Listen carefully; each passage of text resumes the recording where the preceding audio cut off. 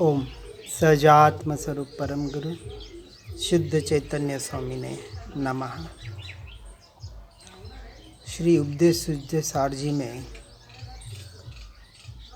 मोह की स्थिति बताते हुए गाथा 375-76 में कहते हैं कि मोह की स्थिति अंतर्मुहूर्त है और इससे 40 और 70 कोड़ी सागर की मोहनीय कर्म की स्थिति बंधती है और यह मोह की पर्याय एक समय की होती है।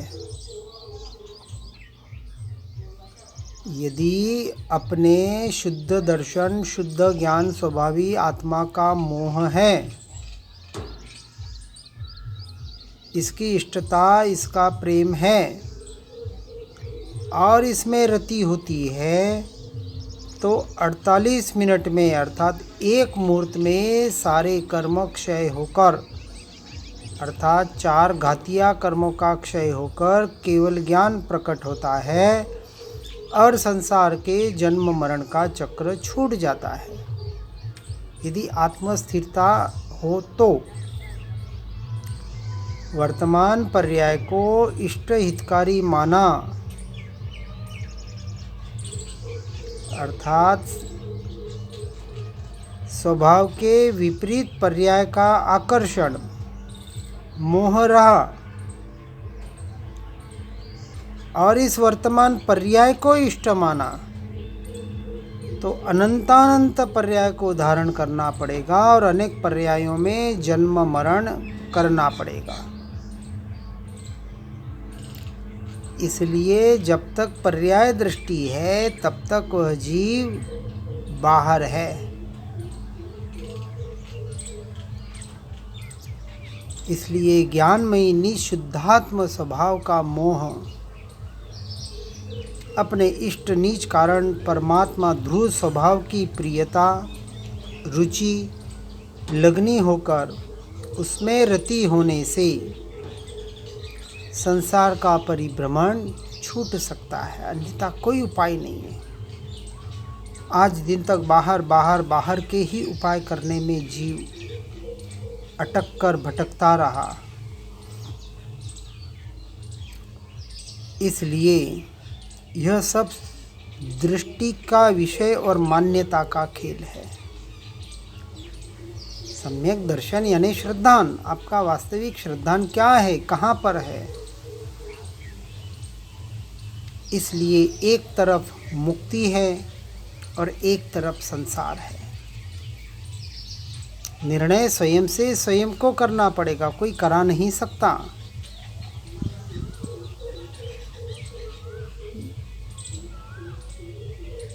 यह जो पर्याय स्त्री रूपी पर्याय जो वरमाला लेके खड़ी है, अब उसको वरण करना है। एक तरफ यह राग रूपी नपुंसक है और एक तरफ यह द्रव्य ज्ञायक रूपी पुरुष है। अब वरमाला पुरुष को पहनानी है या नपुंसक रागादि को भावों में पहनानी है, अर्थात अपने उपयोग को अपने दृष्टि को किस तरफ ले जाना, ये पर्याय का काम है। इसलिए पुरुषार्थ पर्याय में होता है। पर द्रव्य और पर भाव अपनी जगह है, द्रव्य अपनी जगह है और ये पर्याय निरंतर पलट रही है, बदल रही है, उत्पाद व्यय हो रही है। काम इसी में करना है। अनादि से इस पर्याय ने पर द्रव्य या पर भावों को ही वरमाला पहनाई, पर पुरुष को, इसलिए वह व्यभिचारिणी बनी। बाहर कोई किसी का बलात्कार कर ले, दूसरी पत्नी पे अपना हाथ डाले तो हम उसको व्यभिचारी कहते हैं। लेकिन यह व्यभिचार नजर नहीं आ रहा है।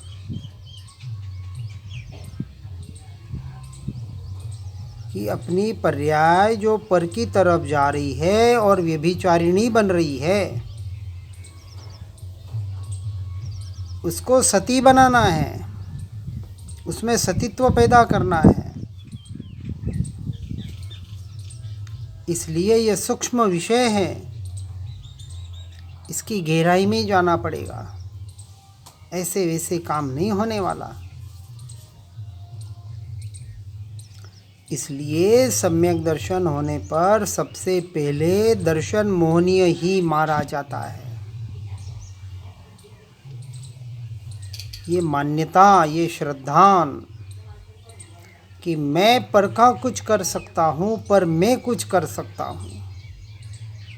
अरे कुछ नहीं तो मैं पर का ज्ञाता दृष्टा तो रह सकता हूँ, ये भी मिथ्या मान्यता है। अरे भैया, तू पर का नहीं, स्व का ज्ञाता दृष्टा है। स्व का ज्ञाता दृष्टा बनना यह पुरुषार्थ है। पर का ज्ञाता दृष्टा रहना यह पुरुषार्थ नहीं है, ये तो एक प्रारंभिक अवस्था है सत्य तक पहुंचने के लिए। क्योंकि अपने को देखना, अपने को जानना, इसमें परद्रव्य परभावों की पर की अपेक्षा ही नहीं है। पर का ज्ञाता दृष्टा रहना यह भी अज्ञान दशा है।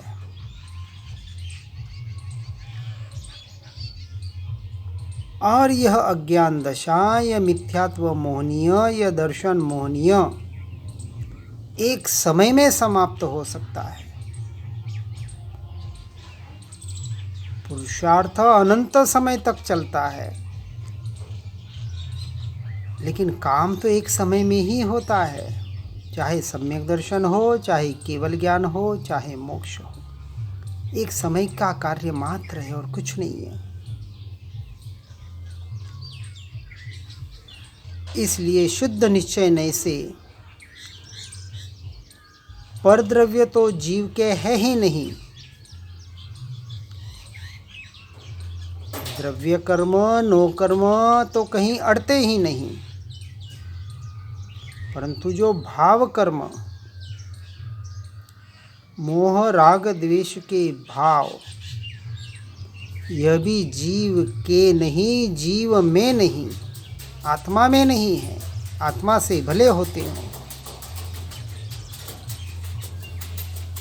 इसलिए निश्चय दृष्टि से इन सबसे रहित, परद्रव्य परभावों से रहित, पर्यायों के परिणामों से रहित और गुण भेदों से भी रहित ऐसा शुद्ध ज्ञान, शुद्ध केवल दर्शन, केवल ज्ञान आदि गुणों से समृद्ध जो सिद्ध स्वरूप है, शुद्ध है, नित्य है, एक है, आलम्बन से रहित है, वही आत्मा है। और वही आत्मा मैं हूँ। ऐसा मैं, उस मैं की दृढ़ता, उस मैं में एकत्व, उस मैं में ममत्व, बस उस मैं में रमो जमो, इतना सा धर्म है। इसलिए ये जो विकल्प कि ऐसा मैं, ये भी मेरा स्वरूप नहीं। पहले विकल्प विचार होगा द्रव्य तक पहुंचने के लिए, लेकिन उसे अपना स्वरूप मत मान लेना, अपना स्वभाव मत मान लेना।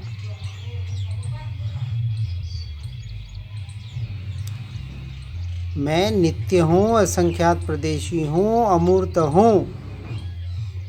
इस आत्म तत्व का बारंबार अभ्यास करते हुए, विचार भावना करते हुए, निरंतर अपने उपयोग को भाव भसन के साथ अपने द्रव्य में लीन करने का प्रयास और पुरुषार्थ करते हुए वो निर्विकल्प अवस्था को प्राप्त करना है। इस विकल्पों के जालों में भी अटकने जैसा नहीं है, उसे भी हेय मानते हुए करना है। करना तो पड़ेगा, क्योंकि अनादि का अभ्यास परद्रव्य परभावों में रचने पचने का है, पर में एकत्व ममत्व करने का है, पर का कर्तृत्व भोक्तृत्वपना करने का है। इसलिए पर की तरफ ढलने में एक क्षण भी नहीं लगता, पर को अपना मानने में एक क्षण भी नहीं लगता।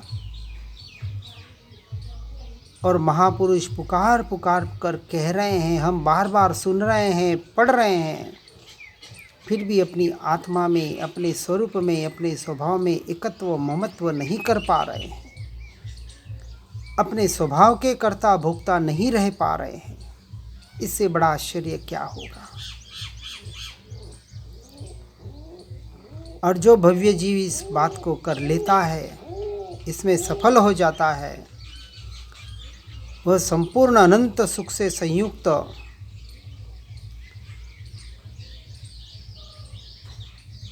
लब्धियाँ, रिद्धियाँ, निधान से परिपूर्ण ऐसे मोक्ष तत्व को प्राप्त करता है।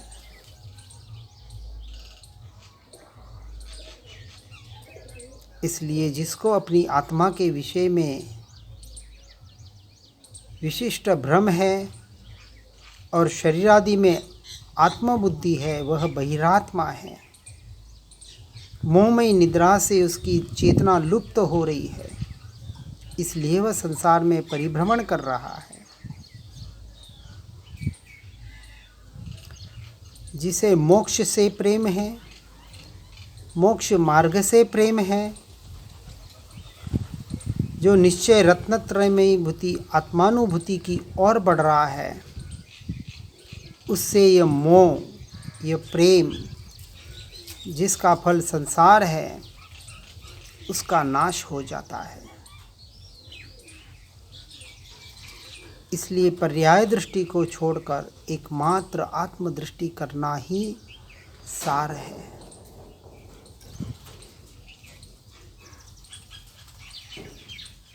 इस तरह से पर्याय बुद्धि धार कर शरीर आदि सुख के लिए मिथ्यात्व, अन्याय, अभक्ष का सेवन करे तो ऐसा जीव मोहनीय कर्म को बांधकर अनंत संसार में रूलता है।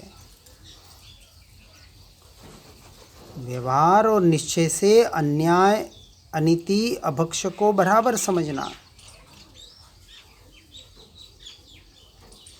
व्यवहार से तो अन्याय करना, अभक्ष का सेवन करना, अनीति का आचरण करना, ये तो हम जानते हैं।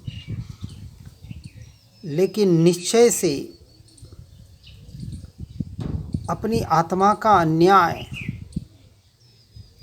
अपने स्वरूप की ओर दृष्टि न होना, यही अनीति, यही अभक्ष। क्योंकि अभक्ष का मतलब ग्रहण न करने योग्य।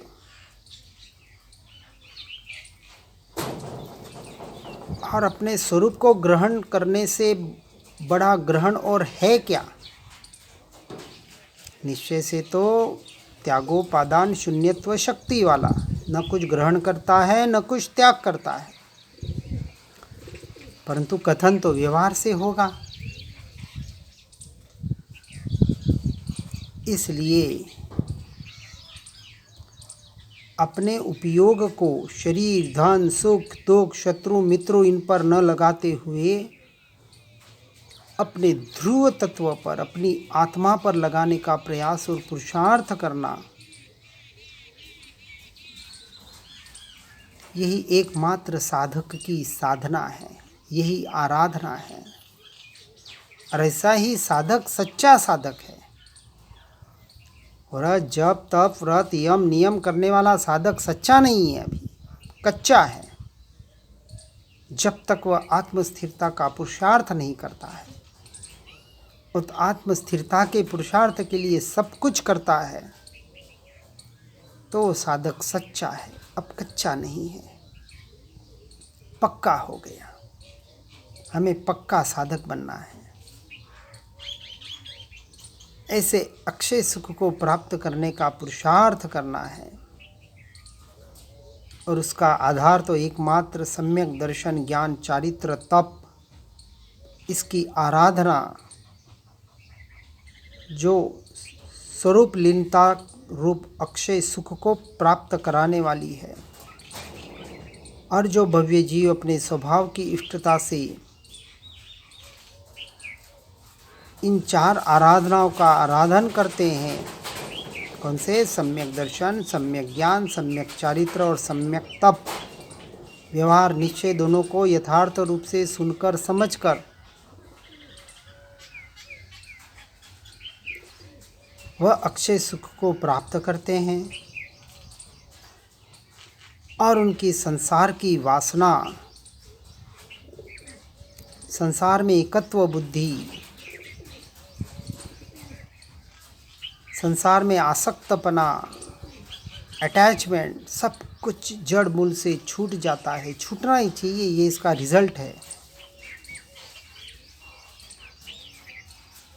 इसलिए परमात्मा पद, सिद्ध पद, केवल ज्ञान स्वभाव, स्वस्वरूप का मोह यद्यपि शुभराग है, परंतु परंपरा से शुद्धोपयोग में वितराग भाव में पहुंचाने वाला होने से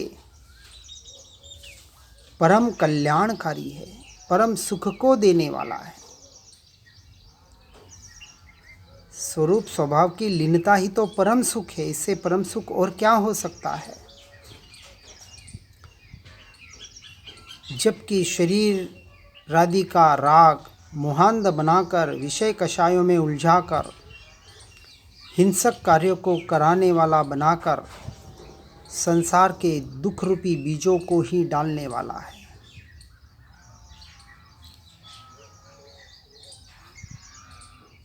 इसलिए शरीर और आत्मा का भेद विज्ञान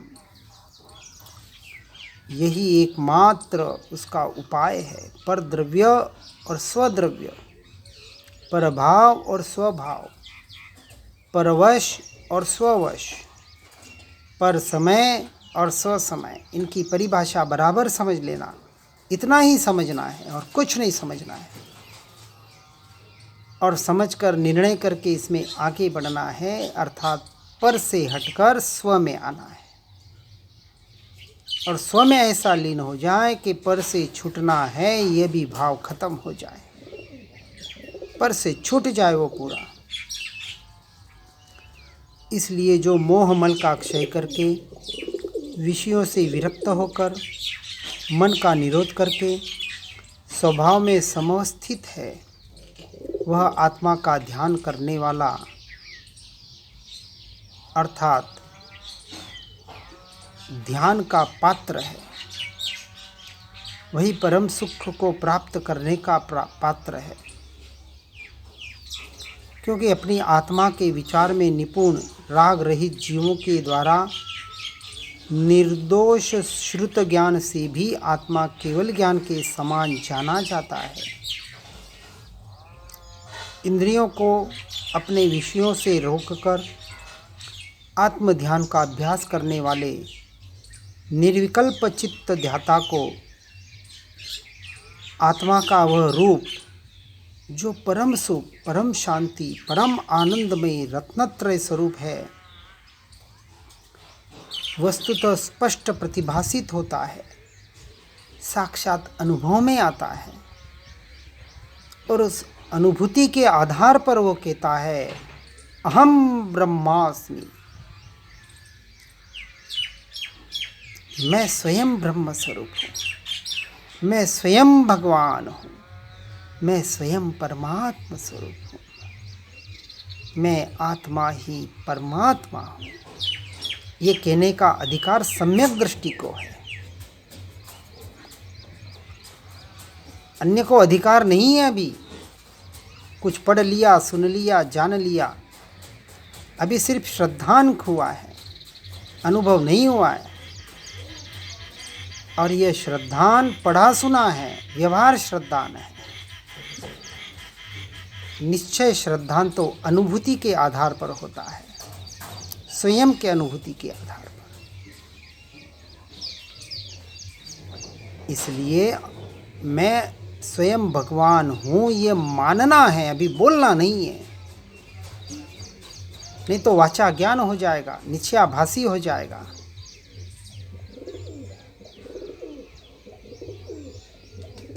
इसलिए बिना अनुभव का ज्ञान वाचा ज्ञान है, थोथा पंडिताई है और कुछ नहीं है। निश्चय उसे विद्वान स्वीकार नहीं करता, बुद्धिमान स्वीकार नहीं करता, जिसे अपनी आत्मा का अनुभव नहीं है। इसलिए अपनी आत्मा का अनुभव प्रकट करने के लिए पढ़ना, सुनना, लिखना, जो भी करना है स्वयं के लिए करना है। फिर इनडायरेक्टली दूसरे से का हो जाए तो कोई बात नहीं, लेकिन दूसरे को पढ़ाना सुनाना लक्ष्य मत बना लेना, नहीं तो वापस कहीं ना कहीं भटकना हो जाएगा।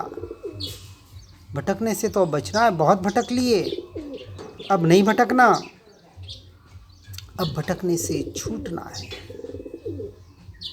और जिसको छूटना है उसी के लिए यह उपाय है। सुनकर समझकर अपने जीवन को आत्ममय बनाने का प्रयास और पुरुषार्थ करें। इसी भावना के साथ ओम नमः सिद्धम। जिन वाणी के ज्ञान से हो सम्यक श्रद्धान, हो चारित्र महान और पाऊँ पद निर्वाण। स्यदवाद नए षट द्रव्य गुण पर्याय और प्रमाण का, जड़ कर्म चेतन बंध का, अरु कर्म के अवसान का, वह कर स्वरूप यथार्थ जग का, जो किया उपकार है, उसके लिए जिन वाणी माँ को वंदना शतवार है, वंदना शतवार है। ओम।